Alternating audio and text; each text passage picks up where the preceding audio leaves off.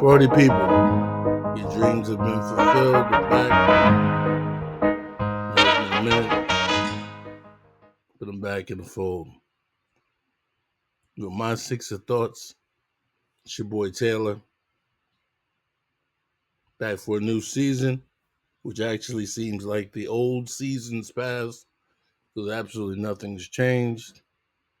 You saw the thumbnail, you know why you're here. Let's just dive into it. Once again, the clowns are running the asylum. The clowns are running the asylum. What I mean by that, I mean, look at the Sixers front office. They're a bunch of clowns. You shelled out damn near $700 million in contract. And the main piece, you allowed this clown to go and play in the Olympics. Hobbled through the Olympics. Now we struggling to be able to play in the season opener. A season opener, no less, that is featuring you clowns in the first doubleheader of the season with a showdown with the Bucks, another contender. Been a Sixer fan a long time, I have to admit. Bro, I'm sick and tired of being sick and tired. You showed all this money out so this guy can go out here. You give Paul George 214. You give Maxey 204.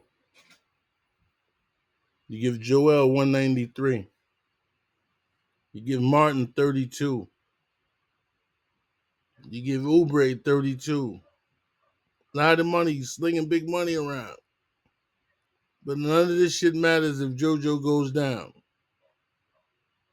and stays down. It's funny, we sat and talked about all the pros and cons of the big three. And we all know what the cons are. But one of the cons that we overlooked is the fact that most of the big three, there was always one person that had an injury problem, a history of injury. And to have that history of injury throws the whole thing out of whack. You saw it in Brooklyn. You saw it in Phoenix. All it takes is one cat, you know, to have a history of lingering injuries. And now you're talking about, oh, you paid all this money and you got about 40 games together. I understand this need of load management. You want to manage Embiid. All right, that's cool. I agree to some degree. But you can't load manage to the point where your team doesn't get the continuity that it needs in order to be effective.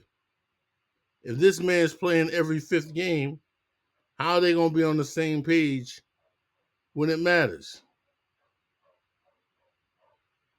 Unless you're telling me without telling us that he's now on the decline and therefore you want him to take a back seat altogether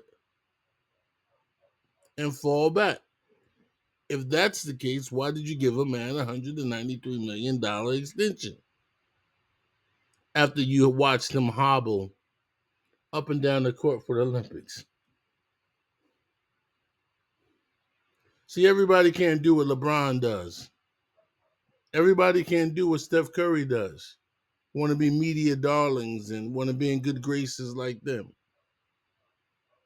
The fact of the matter is, the sports world, for whatever reason, has an issue with Philly and the stars that come out of Philly, and they're going to stay riding them.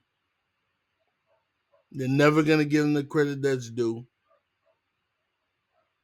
We understand their greatness. I look at a guy that man's size, and he's doing things guards can't do. In terms of skill, never seen anything like it in terms of a big man. But trust and believe they're going to pick Jokic all day long over Embiid. Not just because he had a championship. Let's say if they both didn't have championships, because they say he plays the game the right way. He doesn't miss games. And if that's the case, cool. Embrace your inner bad guy, your inner villain. Be that guy. You know what I mean? Just be that guy. But for the season to open up day one, and you shoved this big three down our throats from the moment free agency opened up, now we sitting here got to watch two of the three on the bench to start the season. Come on now. Come on now. What we doing?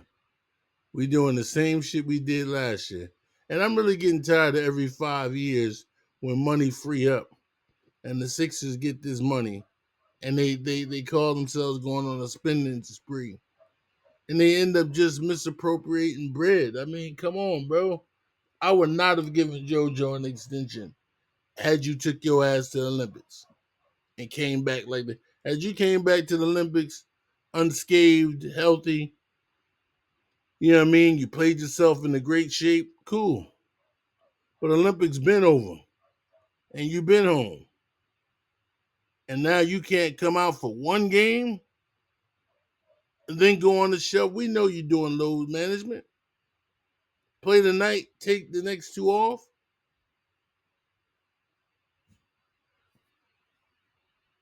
Something don't smell right.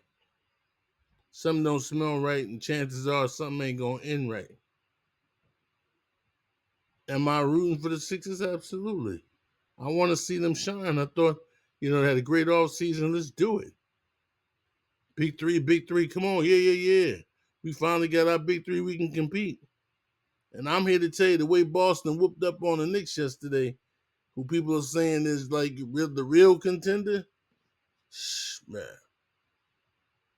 we can't be coming out there with the replacements, the replacement dudes, the second fiddle dudes, ain't gonna give me a whole bunch of effort. I appreciate the effort, but damn that. This team wasn't put together to see effort for 82 games. It wasn't put together to compete.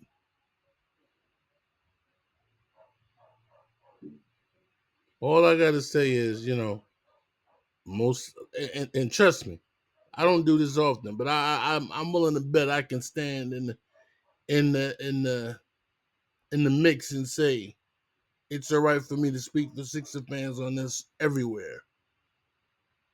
That we are sick and tired of being sick and tired because something tells us we're being lied to, and we constantly get lied to by management, and they don't tell us the whole story, which is why I call them clowns.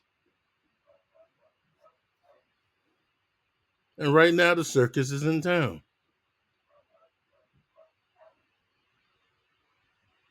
So there's a lot of questions that need to be asked, most of which probably won't get answered. But like I said, if this man is going to end up playing, 52 games, then damn, management, you really don't know what to do with your money because to give a motherfucker $193 million and tell him to play just a little bit more than half a season works for you, shit, hire me for something.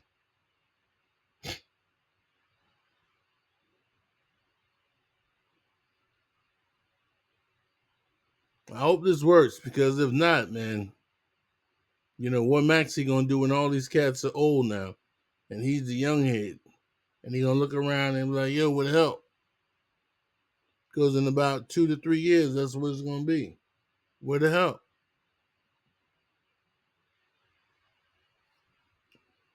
And so even though jokingly Embiid calls him the franchise, you're obviously secretly telling us you're on the decline. Therefore, I'm here to defer to him, and whatever I give you is gravy. Whatever, you know what I mean? But everything gonna run between you and Paul.